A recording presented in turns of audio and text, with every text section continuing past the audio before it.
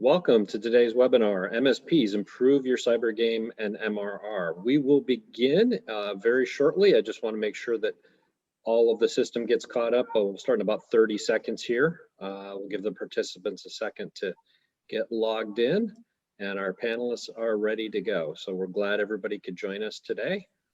Just hold tight and we'll be ready to go.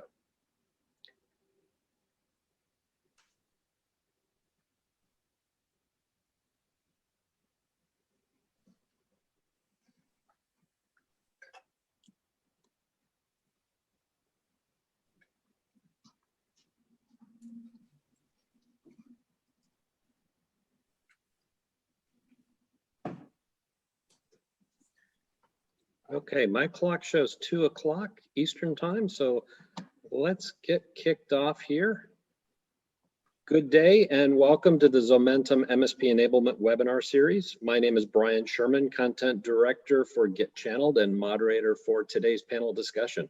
Our topic of conversation for the next hour is MSP best practices for improving your cyber game and MRR. That second part being very valuable. With all the turmoil caused by the pandemic, including massive business transformations, cybersecurity related risks are rising exponentially with your clients. For channel professionals, that presents good and bad news. While cybersecurity expertise creates more value for the MSP and your clients, creating and providing a comprehensive yet profitable portfolio of solutions can be truly challenging. So those are things that we plan to discuss today. Luckily, I have a knowledgeable and widely experienced group of industry leaders joining me.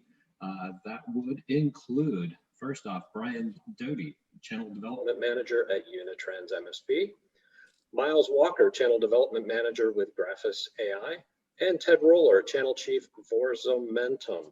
Welcome, gentlemen. Hey, Brian. Hey, Brian, thanks for having us. I'm going to stop sharing so everybody can see your faces now. Awesome. So welcome. I'm glad everybody could join us. I think we've got a good group. We've got a good group online too, ready to hear the discussion. Looking forward to a lively conversation, and really want to make sure up front that we encourage attendees to use the Q&A box on the GoToWebinar app, or in this case, the Zoom app, with any questions too. So feel free to throw them out. If we can ask them during the discussion, we will. We can save them at the end, whatever's appropriate. We want to make sure everybody gets the answers that they have questions for. Let's get things rolling with each panelist telling us a little about themselves and their companies. Brian, why don't we kick things off with you? Thanks, Brian. I'm Brian Doty from Unitrends MSP. So we are a unified business continuity and disaster recovery platform made for MSPs. Very good. I'll take it over to Miles. Great stuff. Well, I think I'm probably the only resident Canadian here, maybe. My whole team's in America, but they let one person from all of Canada come to work for them. So Miles Walker, Channel Development Manager here at Graphus. Super excited to be here. I want to say hello to everybody. It's probably much colder here today than for all of you. I'm hearing it's 75 and 78 in Orlando, so I'm very jealous. We are an automated phishing solution, cloud-based. We're one of Kaseya's newest acquisitions, and I'm excited to talk to everybody today. Very good. And last but not least, Ted. Hi, everybody. My name is Ted Roller. I am Channel Chief at Zomentum. I'm coming to you from Orlando today, which is not my normal home. You can see the very telltale hotel curtains in the background. Zomentum is a sales automation tool built specifically for the channel, specifically for MSPs and anybody who aspires to become an MSP. Takes care of quoting, assessments, proposals, as well as funnel management for the channel community. I also am looking forward to talking to you about best practices around how to accelerate sales around your security, as opposed to specifically the security value propositions. So yeah, anyway, looking forward to talking to everybody. It's going to be fun. Very good. Excellent. Now let's get to the featured topic and get going. Improving cyber game and your MRR. I want to start off with, what are some of the standard cybersecurity solutions that MSPs need to provide to give a bare minimum protection to their clients. Brian, why don't I throw this your way? Yeah, and that's a great question because, a lot of MSPs don't even know where to begin with their clients. And, of course, antivirus protection is like a basic thing to have there. But beyond that, I think, it's important to have a good backup strategy for your clients, right? Make sure that you have a business continuity plan in place. So cybersecurity is the big threat that we need to look out for our clients and protect against. But there's other things too that can cause data loss. So backup, of course, is top of mind for me. It's near and dear to my heart. But there's other things that you could be implementing too, as well as like two-factor authentication, dark web monitoring. So it's important to have at least the bases covered for your clients, doing basic things like patching, making sure that systems are up to date. But I think you can go well beyond that. But as far as a standard base, you got to be doing at least a handful of those few things. Yeah, that makes sense. Miles, that I would say standard, that basic standard probably changes with a lot of factors too. What do you want to throw in what are your thoughts as far as you go into that equation? Well, Brian's always the king of taking a lot of my talking points, but I'm going to let that slide this time. I mean, everybody now has some type of cybersecurity stack. I know Brian mentioned, I think he mentioned dark web monitoring, security awareness training. Obviously I look for phishing solutions. That's something that a couple years ago, that wasn't even on anyone's radar. And now, I think it was 664%, I think, if I can remember right, was the amount phishing attacks went up during COVID. And so now everyone's reaching out to me going, tell me a little bit about phishing, and there's so many more phishing solutions. I think, I could probably name 10, and 5 years ago, there was probably 2 or 3. So I think cybersecurity is, a big buzzword right now. And I think that's only going to get more prominent over the next year or two. Yeah. Ted, I'll throw this out. Is there anything that you want to add to that point? I know, the focus with Zomentum's a little different, but you also have quite a bit of experience working with partners. There is, Brian, absolutely. One of the things that I think many MSPs think about second, maybe not miss completely, but think about second, is the education around what the cybersecurity landscape needs to look like, what it is. A lot of MSPs will do an assessment on a new prospect or potential new customer and say, hey, these are the gaps in your security profile, and they'll list off technologies while your customer is going, yeah, I don't want to look stupid. I want to act like I know what they're talking about.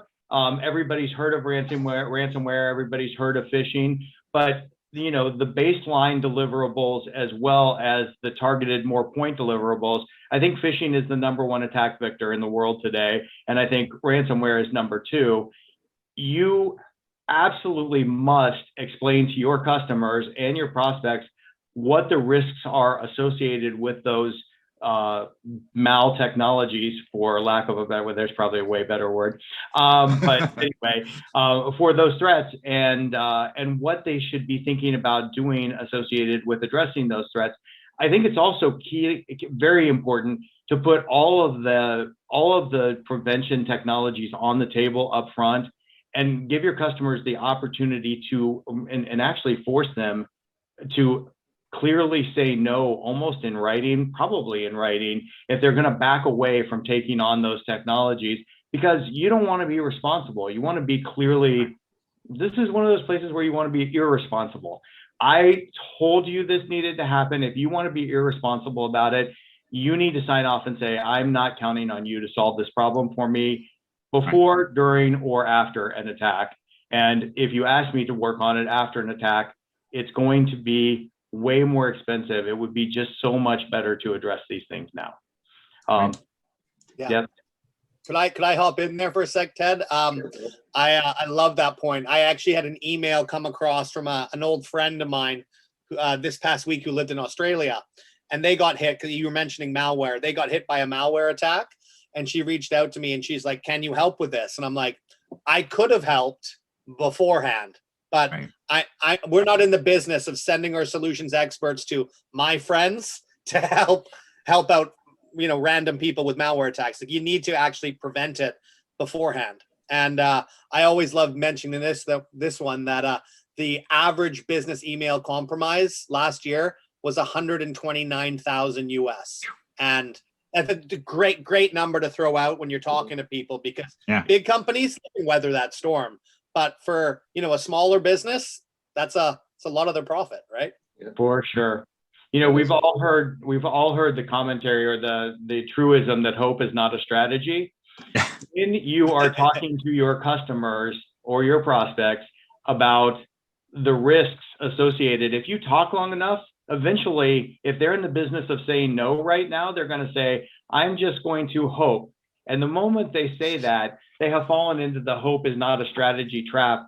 It's really, I know it is hard for almost everyone, and MSPs in particular, to push hard on the delivery of their services. You want to be accommodating and you want to listen, but by the same token, that kind of kindness can come back and bite both you and your customer at the time of an attack, where, there's nobody who's been an MSP for a while hasn't lived through the, why didn't you make me? Right. And you can use those tools as well. You're going to wish I had made you do this and pushed harder. So I'm pushing harder right now because I think this is critically important to the health and well-being of your business. That's all I'm thinking about.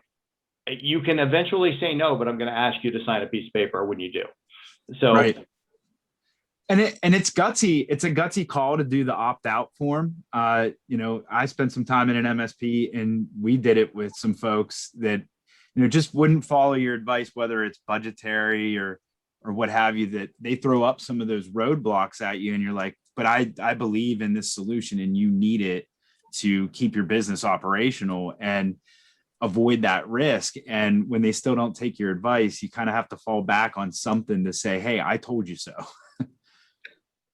I think the one great thing too about the cybersecurity discussion that's happened, increasingly over the last couple of years in particular, is many MSPs are feeling more emboldened to say, here's my recommendation, as opposed to in the past, it was more of a kind of a cafeteria style. Hey, pick and choose the things you need. Right.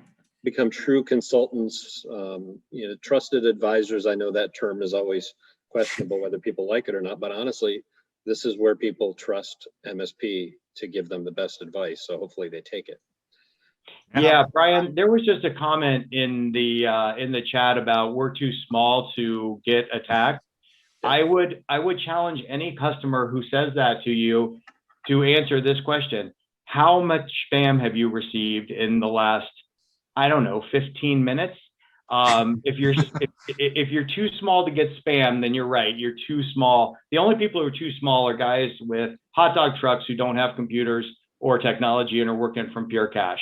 They are safe. They can avoid this.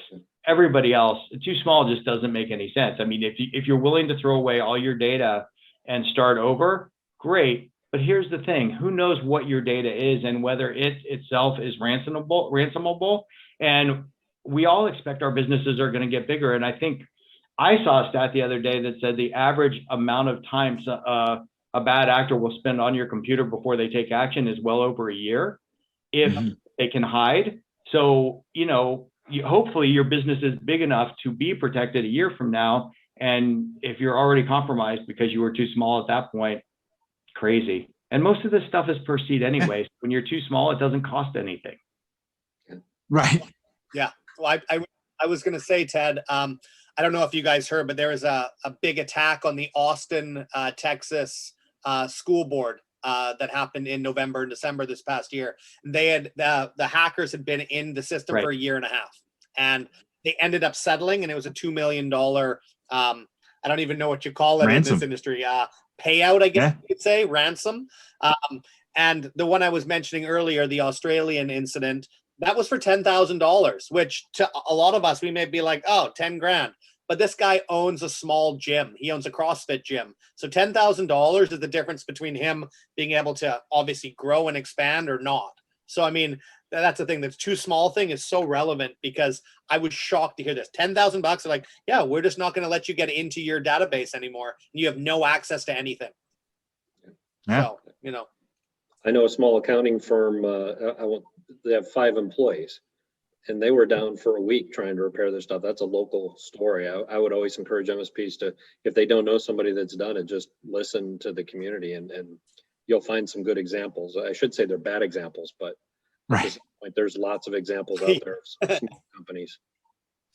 Oh, for sure. And they make the news all the time, especially if it's a regional player. There's been, in the Pittsburgh area where I'm from, robotics is a big up and coming industry. And there was one that was hit not too long ago, and, it made the news. And, it's interesting, like if you sell in that vertical, or if you have a presence in that vertical, those are great stories. I mean, not so much for the victims of the ransomware attack, but, like you said, bring those stories out, because they're going to add a lot of validity to what you're saying to your clients about these solutions.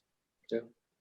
Well, let's please, keep throwing some questions out there, because we love that. We want to ask those as we go on. But and by the way, on that question, I used to hear that all the time too. I went into so many mom and pop shops as an MSP pitching these solutions, and used to hear that a lot. Like, they don't want our data, we're too small. We don't rely on these things that much. But when you dig into it and ask a few questions, you can, I'm not saying it's 100%, but but a lot of times you can get some headway there. Yeah, I mean, just imagine ask them if their computer, all their information went away for a couple of days, how much would that cripple their business? In most cases now, we rely so heavily. I mean, that wouldn't take a lot. But let's go back to, talking about building the cybersecurity game. What internal challenges do MSPs encounter when adopting new technologies? I know this, I hear a lot. What things do they run up against? Miles, do you want to kick in here? Sure. Yeah. I mean, I think the biggest thing is training the team on a new product. That's big. And are the solutions easy enough for the team to actually use? Have they been trained? Have they been, can they implement the products? And lots of times the teams don't really understand what is the point of having the product. And I think that's something that everyone in our space, whether it's at Kaseya or other companies, they're all trying to make it clear what our product is and what we're going to do. So, if it's us, we're going to make sure bad actors don't, get access to your systems or whatever that is. So I think going forward, making sure that the teams are knowledgeable about the product will be a real big help. Yeah. No, you both spend a lot of time talking directly with MSPs and helping them through this process. Do you find a lot of MSPs now are putting together product champions? They have one contract person who's kind of responsible for rolling this out, or how does that typically work? So I would say, like, for the MSPs that I talk to, a lot of times, the smaller ones, you have the owner wearing a lot of hats, and, they might have a right-hand man, so to speak, a right-hand person that's really their, CTO, technical guru, that takes up a lot of the technical side of things. And then the owner might handle the business side. But certainly in more mature MSPs, you see somebody who is, especially for me, because we focus on backup, you'll find that there's somebody in a larger MSP who's dedicated to backup and making sure that they have the best solution in place to do that. Ted, do you have anything you'd like to add to that discussion? Oh, I mean, I guess the one thing that I would say or suggest is you can avoid a lot of, confusion and create a lot of buzz and value if you make absolutely sure that the MSP that you own or run is eating its own dog food and committed completely to the security policies, postures, and products that you are selling to your customers all the time. It's very, very cool to go to a customer with a laptop, open it up and say, and suddenly two-factor authentication is happening. And like, oh, that seems like a pain. Yeah, it is until it's not. And then, things happen, and being able to show your customers that you are eating your own dog food will avoid a host of problems. And that's a challenge, because most MSPs, and especially the MSP employees, think, yeah, I'm a pro, man, I got this. And like, none of us are as good as the hackers Right. on any given day. There's always somebody better. And if you think there's not, you are the person they're looking for. So just pay attention to eating your own dog food, committing to the security postures that you are selling to your customers, and you'll find that across your entire organization, the competence will around the security postures will ooze into conversations with accounts payable and accounts receivable here, there, and everywhere, and you will suddenly be thought of as a thought leader and a truly trusted advisor. As much as Brian knows, I do hate that phrase. It's still a desirable place. It's just that phrase becomes bad for me when anybody says it about themselves. So I love that term, eating your own dog food. I'm not gonna lie, I've never heard that. Ted, I'm Really? stealing that. I'm gonna be that's gonna go viral in Canada. I'll tell you that. If I could be the reason for that, that's freaking awesome. But I mean, I pretty much think everybody else here has heard eating your own dog. Yeah. Yeah. No, I like it because I often mention that with our product, we actually rolled the product out throughout Kaseya for a year and a half before we ended up getting into the Kaseya family. So they got to test out the product, see it worked. And I know for me, I think the second day, I always tell the story, second day I was on my emails and I got this thing called the Employee Shield. It pops up. It's basically a warning banner on my email. I'm like, what on earth is this? I had no clue because I was still learning the product. And I had an email come through from my girlfriend. And maybe the email knew that I wasn't wanting to talk to her that day. And it said like report phishing or report false positive. And I debated it, but I ended up reporting a false positive and she got access to me really. But it was really neat. And I could definitely use that eating my own dog food line in my presentation. So I'm stealing that. Thank you, Ted. It's the ultimate story. The funny part is I got from my Canadian friends, drinking your own champagne as the other version. Ah, That's probably a little classier version. yeah. It could be, or beer. I mean, whatever you want to throw in, but either way, just use what you sell. I think is the end point. Yeah, those are great points. Let's talk about from the other aspect of, describe some of the difficulties MSPs can encounter introducing new cybersecurity tools to their clients. What type of challenges do you see along that? Brian, if you want to chime in on that. Absolutely. I mean, when we were talking about some of these things where clients are saying, hey, I'm too small for this. Why do they want my data? We don't have anything important. We have no big secrets here. I used to hear that one.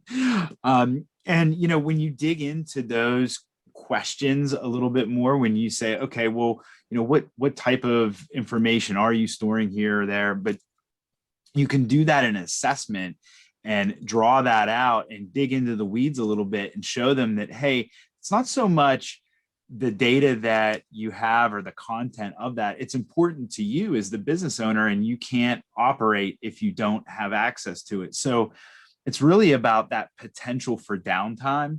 And I know I've been able to walk at least a few people through that process of figuring out, at least on the back of napkin math, hey, what does it look like if I just unplugged your entire computer network here and you couldn't use any of this? And that usually gets a better response from people. But it's a struggle. And I think you have to package these things in a way that it's more palatable for your end client to consume, right? So instead of having a bunch of piecemeal solutions and you're going in quarter after quarter trying to implement, give them, 2-3 options for packages and move on. Miles, you want to throw in on that? Yeah, I mean, I love it. Like, I mean, if it's a bronze, silver, and gold package, Yeah. figuring out what works for you. I mean, I know talking to MSPs, I had one recently calling me from California, and he's like, I've got this package, and this package. And funnily enough, he'd actually just talked to Brian a few hours earlier, so he clearly was trying to get both of our info. And I thought that was a great idea. Like, you go in with several different packages, and I mean, introducing a new product is never easy, because what we found is, as an MSP, if you go to a business that you're working with and say, hi, we want to talk about this new solution, they go, why weren't we doing this before? Like, how have we been protected, or how are we safeguarded before? And that's always kind of a little bit of a struggle. And each business has to deal with it differently. And I know Brian mentioned earlier that a lot of MSPs, the president will wear 5 different hats. He or she is often the accountant and the marketing manager and the sales manager. And, having a little bit of help, depending on how that is something, I don't want to toot our own horn here, but most companies have some kind of jumpstart kit when you get a new solution. So whether it's us or another company, you'll get some kind of basic package that an MSP can roll out to their customers. And I always say, definitely utilize that, because every business unit has one, but most customers still think, oh, well, I'm the president, I'm the marketing manager, I'm the accountant, I can just do this on my own. I know how to sell a product. And these tools that are there, they definitely aren't utilizing for every company out there. Sorry, just give me 1 second here. It's the Canadian landline here for internet. It sometimes does this. I think a beaver ate through the phone line. We've got a blackout going on in Canada. Well, Miles is hiding out in the blackout in Canada. Oh, there you are. He's Okay. back. Yes. So yeah, so just to finish up there, I know our Jumpstart kit, we have something called Powered Services Pro. And why I like this, because I come from a marketing background before the role, we actually give white labeled materials to everyone who signs up. And I wasn't sure if Brian was just like, white label materials. Okay, so you can basically stamp your own info on there, so it looks like it's coming from the MSP. And not many companies are doing this, and they will. They're going to all start kind of following our lead on this. But, having those materials that you can actually go out and sell with, that really does help a business, I find. So. Yeah. Oh, go ahead, Ted. Yeah, no, I just wanted to talk a little bit about this. I think one of the challenges most MSPs face when going to market is that they think their security technology is way cooler than it actually is to normal humans.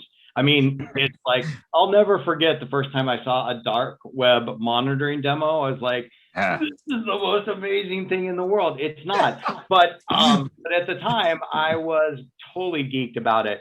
Now, let's put this in perspective. When was the last time you went to re-sign up for your auto insurance and got totally excited about that? Like, I got new auto insurance for Christmas. Oh, yeah, I'm loving that. It's so exciting. That's not the way life works. And certainly not the way selling security works. But the interesting flip side of that is, when you have a car accident, nothing is more compelling reading, especially if you're at fault, than your insurance policy. Oh, I am not covered here. Maybe I should have read this before. It's a very interesting and different game.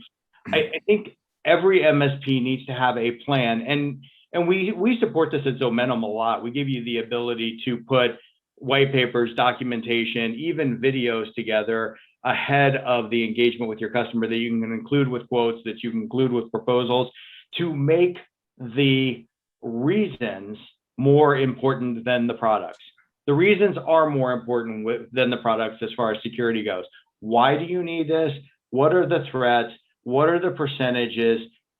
How are you going to feel the next morning, type of thing? Like, don't be hung over for lack of security products. These are the things that make a huge difference to closing business. That's really almost as important for you to close.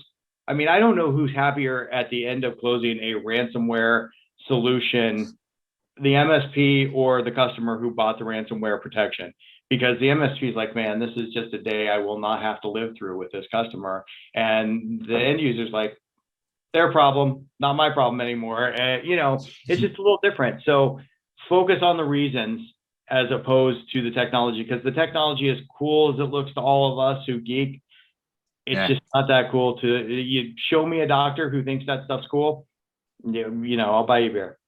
They could care less. Yeah. Yeah.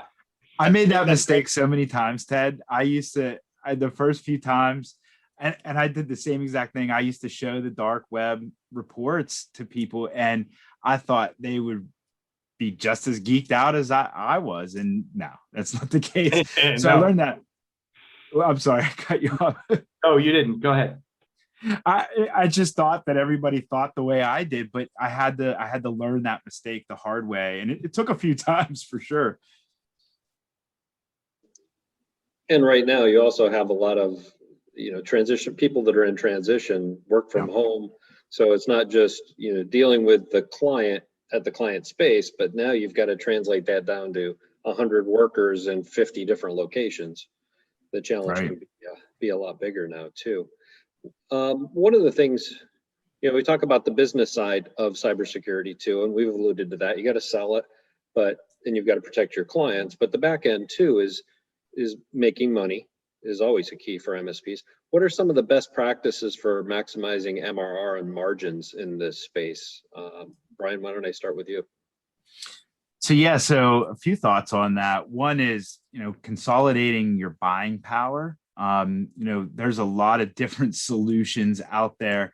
Like when I think of backup alone, when we talk to MSPs, on average, we're hearing of at least 3 different solutions to back up different workloads and different systems, right? So you have your on-prem, your hybrid cloud stuff. You have these remote endpoints sitting at everybody's home nowadays. And then you have your SaaS application. So you think just in those 3 categories alone, there's 3 different solutions. Consolidating that, having your buying power under one umbrella, having one neck to choke for all that, I think that's going to create efficiencies, which directly correlates with margin in the MSP space. Yeah, I would say, if I can jump onto that. I mean, like you said, under the umbrella, under one pane of glass, it just makes a lot of the tech teams work a lot easier. If you're spending minutes, here and there, every hour jumping between different solutions or having to log in or do two-factor authentication, if you're doing that 4 or 5 times in an hour, I mean, imagine that time you're spending over the course of a day or a week. And if you have 5 or 6 solutions experts, I mean, just that alone, I think, I don't remember who did it, but recently there was a study done, and it said you could save 5 to 8 hours a week for solutions managers who are working in tech if you just had a few of the same product under the same umbrella. And I was shocked to hear that, because I'm like, no, you just click and go. But it does actually, those minutes do add up. Yeah. So I guess I would add to that one of the challenges I think MSPs face is how much a security posture costs in comparison to the rest of their managed deliverable.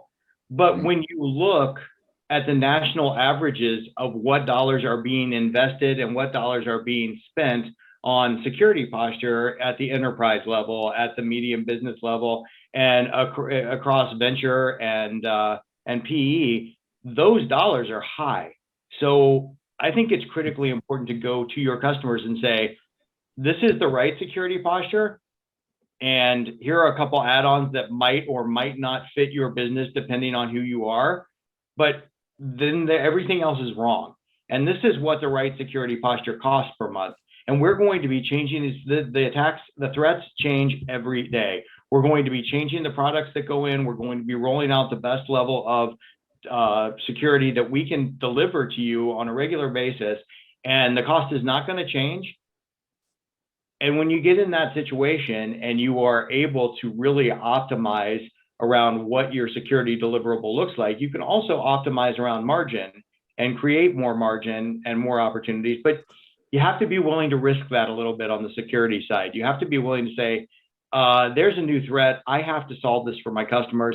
I'm going to take it on the chin. I charge $50 per month for my security posture.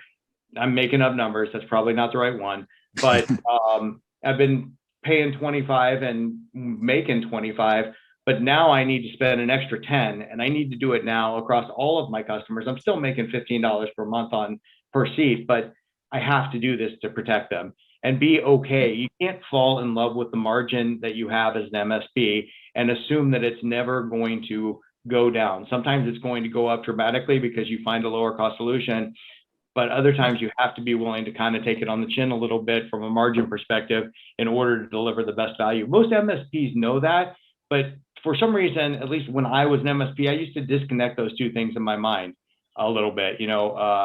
Here's the income opportunity, here's the security opportunity. And like we were joking about this before in the panel, sticky notes were best practice from a password management perspective when I was an MSP. So it's been a minute, but I see it every day, and I work with security vendors every day, and we need to be a little more flexible and less about the margin and more about the customer wins, because the lifetime value of your customers, you guys, it's amazing, the lifetime value of an MSP's customer. If you keep them happy and you keep them safe, you'll never worry about where the next meal is coming from, or even the next boat.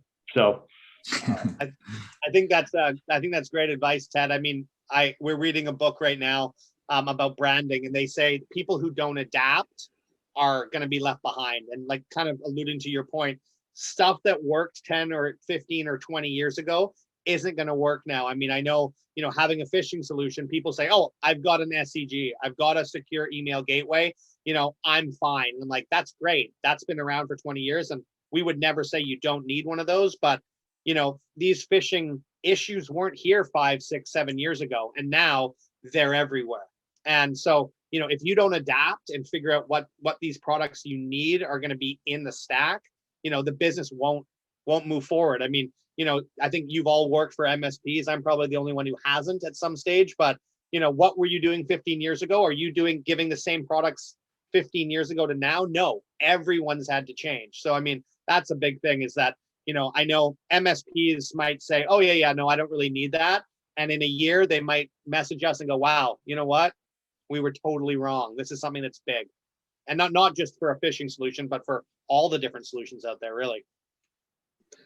I think I was talking with Eric Rieger recently. He's an MSP out in the Chicago area, and Eric, I think, summarizes it very well with when he gets into those discussions of how to expand the budget for cybersecurity.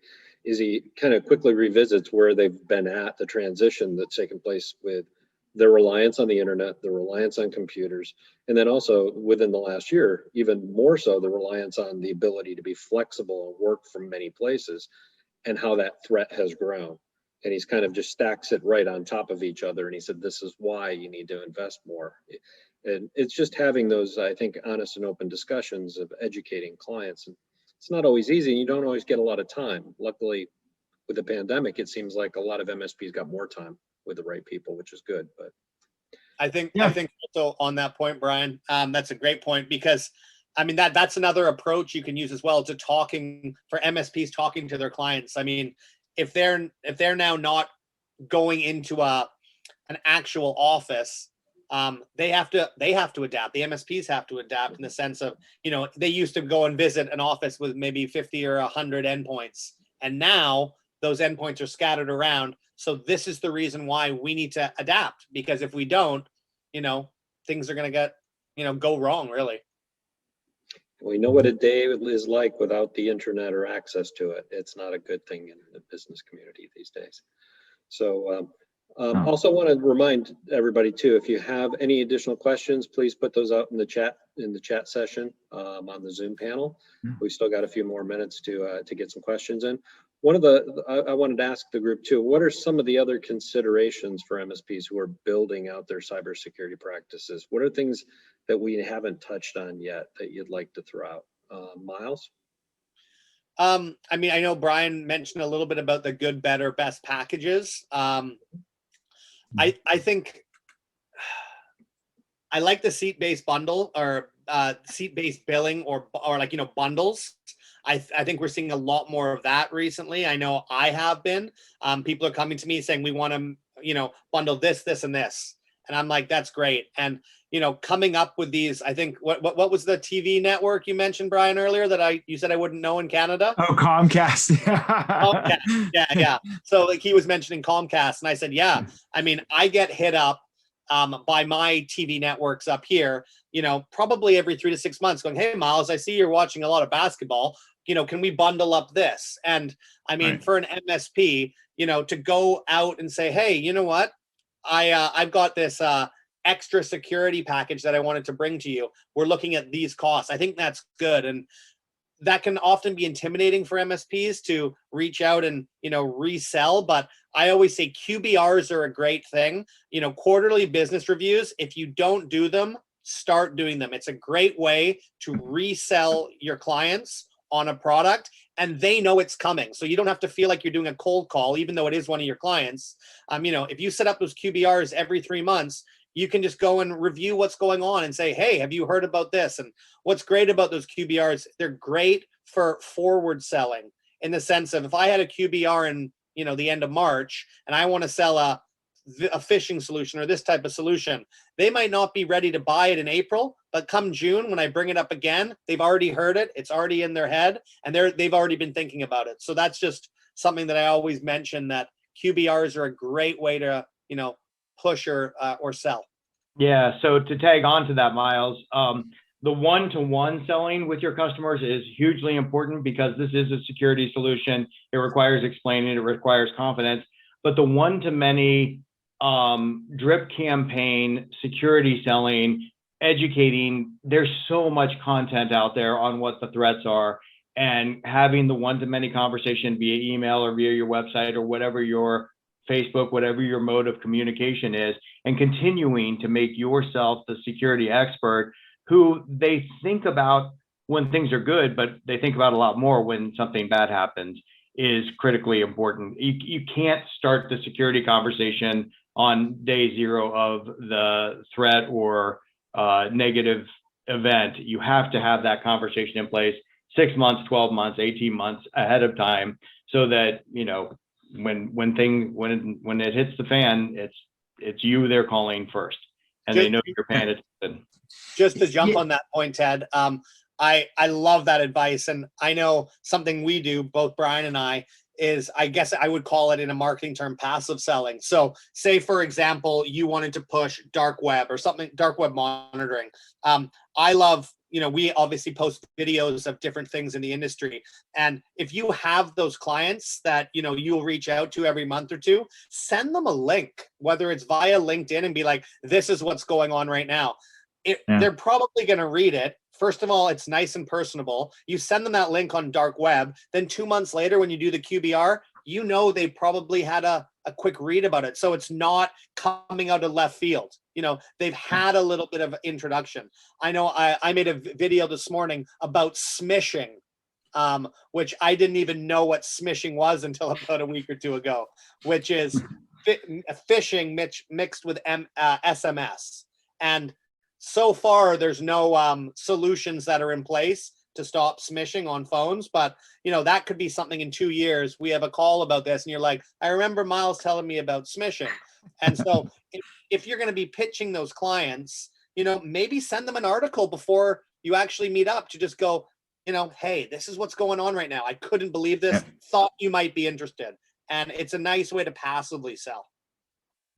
Yeah, and you're laying the groundwork before you get to that QBR, and all of a sudden, you know, they're pushing back on your, you know, giant recommendation, you know, and I always felt like, you know, that QBR process, you know, you guys were talking about, it's perfect, because this is how you lay out the technology that you're going to roll out over a course of time. And large organizations do these sorts of things when they're doing their budgeting and planning too. So maybe you don't walk in this quarter and get the slam dunk that you wanted, but you laid that groundwork, you put the evidence out there, and then the next QBR, you can actually talk about, okay, now we've got to get rolling on this. We're behind the game, you know, we're behind the 8 ball. Yeah, I want to point out one more thing about QBRs that I don't think many people think about. 80% of your QBR conversation in a quarter should be the same conversation with every one of your customers. 20% needs to be specifically about them. 80% needs to be about what you're doing to protect your customer base, your flock, if you will, of customers, and take care of them. It's about telling them about security best practices, backup best practices, just all the technology needs that they need to know. If you come in and say, so what do you need in the QBR? You won't be having many QBRs. They will be pissed and they won't say anything to you. They'll just be like, this is a waste of my time. If you come in with 15 to 20 minutes of content around, here's what we're working on, here's how we're driving value, here's what 60% of our customers adopted in the last 12 months, here's where the threat accesses are, this is the, you come in with that kind of report. You don't have to do it for everybody. You do it one time on a quarterly basis and have it ready. You'll get better at talking about the things that are going on in the industry. They will feel like, man, they put this thing together for me. Like, I must be cool. And life will get good for you from the standpoint of, when are we doing our QBR again? I've seen this on both sides. I've seen people, a lot of MSPs say, they just don't want to do the QBR. And it's because you're doing it wrong. I mean, you're not talking about things that are interesting to them. You're reading speeds and feeds about their network to them that they truly don't care about. They trust you to take care of that. Value that trust and qualify it and talk to them about the things they do care about, which is what's going to happen next, what are my peers doing, and how can I continue to stay ahead of the game in this space. I think that's awesome advice, Ted. And I always say as well, when I talk to MSPs, coming from a marketing background, steal stuff from Brian and myself, Brian Doty. If you see something you like, the biggest form of flattery is impersonation, right? Take a post or a video.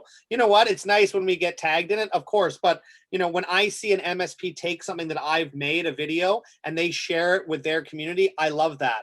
And that is just a great way. There's nothing more embarrassing as an MSP than having one of their end users come to them going, oh, I saw something online. Why have you not pitched me about this? And you're like, oh, wow. And that happens. And, you want to be the person when you put out something to your network, you're going to have your end users or your clients who actually reach out and go, I saw you posted something on dark web or backup. You know what? Can we have a talk about that? It's like there's potential there, and there's so much growth potential if you're building that brand and putting a wide array of stuff out there. It doesn't have to just be about cybersecurity. It can be about technology in general. And I always say, for every post you put up about a product, put a fun post up that's personable as well, or something that's interesting in the world, because it doesn't always have to be selling. It can just be general information as well. Yeah, Miles, don't forget to tag me when you eat your own dog food in the future. Hey, you got to give credit where credit's due. And single pane of glass. And I think we've hit all of those terms in one webinar. This is awesome. Yeah. Trusted advisor. Yeah. Great. And of course, I have the neighbor mowing the lawn in the middle of this, so that, the virtual world, we've kind of come full circle. That's okay. My dog started barking, so. Well, that's good. So before we sign off, I know we're getting up to time here. I just want to let's do a quick round closing tips from each of you. Why don't I start I'll go counterclockwise on my screen. Miles, do you want to start off? Sorry, it cut out there for a second. It's probably my my bandwidth here. Say that one last time. Going to do a quick, do you have closing tip for us before we sign off today? Oh, closing tip. Well, I think over the next 24 months, you're definitely going to be hearing more and more phishing disasters. I am kind of tooting my own horn here, but this is going to be something that you guys are going to be dealing with, and it's here to stay. I mentioned 600%. That's the rise of cyber attacks since COVID's hit. So basically, the cyber criminals have figured out that this is the best way to hit everybody, whether it's businesses or people. I mean, I have to keep my pulse on the scope all over the world. So I always like to tell a couple stories here. COVID centers in Canada were hit with phishing attacks. Okay. In England, AstraZeneca was hit. I just had my AstraZeneca virus this past week. They were hit with a cyber attack. So in Taiwan this past week, the Apple office in Taiwan had a cyber malware attack, and they stole the new iPhone and 2 of the new Apple computers. So what I'm getting at is each day I'm hearing more and more about breaches, malware, cyber attacks, phishing, and there goes my camera again. Sorry, guys. They hacked Has a couple, malware situations going on here. Yeah, sometimes I wonder. we're blaming that on I don't know if you guys heard the story. On a fun note, small town in my province, a family of beavers chomped through the ADSL line, and there was no internet for 4 days. So yeah, maybe the beavers are at work down in my building right now. But anyways, at least in regards to us, phishing solutions are going to be something that everyone's going to need. So do your research and figure out what's best for your business, because there's so much out there. And I'll probably end there. Brian? Yeah, I think, look, more and more time is a huge factor in the MSP's business. And I think about tech efficiency. I think about, spending time testing and managing all these different solutions out there. And, that's something that, we've really focused in on the Unitrends MSP side. So, we're hearing from MSPs that their technicians are spending up to a third of their time troubleshooting backup errors and all kinds of things like that. And we've cut a lot of that time out of backup. And as I talked about before, having the ability to manage the different backup solutions that you need to protect your clients. Look, we hope you never get hit with a ransomware attack. That's the worst thing. And we have solutions that you should put in place to protect from that. But at the end of the day, you need a last line of defense, and backup. I always say you should put your last line of defense in place first, because you need something to go back on if all else fails for you. You need that final place to go. And let's not forget how much human error plays a role in this. In fact, it's actually been the number one way for data loss in the SaaS platforms for like the last 10 years. And people kind of forget that is something that those platform providers, they don't protect you against your own mistakes. So as an MSP, it's really good to be able to have one of your clients call in and say, hey, I accidentally deleted some things. We can't find it anywhere. And you can easily retrieve it for them and be the hero that day. And that one small thing can keep you in their good graces. Whereas if you said you couldn't help them out, that would be devastating. Definitely. Excellent point. Ted? Yeah, I'm going to go a little different road here. As we come out of the worst aspects of the pandemic, and at least for me, I'm going back to the life of being on the road 46 weeks a year. I would say schedule your education, figure out what events you're going to. I would strongly recommend next week you get to the GlueX event. I'm sure both of these guys are going to be very happy with me saying that instead of them saying that. We were out in Boston earlier recording for the GlueX event. It's going to be an exciting time. They're giving away cars or Jeep Gladiator stuff. It's going to be an amazing event. I think 1,600 people are registered so far. But the virtual events are about to end, and your inexpensive and safe ways to get access to a bunch of vendors that can help you build the best security posture for your customers are going to end. And you're going to be traveling again, which I think many of us are going to be really excited about it. I know I am. But take advantage of what I think is going to be the end of the virtual event world. I think the virtual work world is here semi-permanently. I don't think that's going to change. We've all gotten used to having conversations in shorts and a t-shirt, and the suit industry hates COVID like nobody's business, but the digital industry is kind of okay with it. But I think we're going to be out there face to face here pretty soon, and it's going to cost more and take more effort to get out there and do that. So take advantage of the events that are out there, because there are a lot. I mean, there are an amazing number of really cool security vendors hitting the space. We probably doubled the number of security vendors that are focused on MSP deliverables in the last 12 months. You don't know who all of them are unless you're Rafi Jamgochi, and he knows all of them, but he's an MSP who spends his life understanding I know him. what's out there. Yeah, everybody knows Rafi because he's always figuring out what's best. But take a page out of Rafi's book and go figure out what's out there and what can make a difference for you. That's all great news. I guess it's time to sell the stock in pajamas and get back on the road. So. all great news. Let me close this out now for the event, because I wanted to make sure everybody has contact info. Now, of course, if I can get my slide, there we go. Slide to work. And for those of you that get a chance too, there's several. Brian and Miles shared their LinkedIn information on the side panel, so go check the chat box out for that, and some great links too for resources. But a big thank you to all for joining us for today's discussion. If you wish to learn more about our speakers and their partner programs and offerings, check out their websites, or reach out to them through LinkedIn. These guys are great to work with, and you're going to want to know. Watch for details of our next episode of the Zomentum MSP Enablement webinar series, and be sure to have a great day. Thank you all for joining us. Thanks, everyone. Thanks, guys.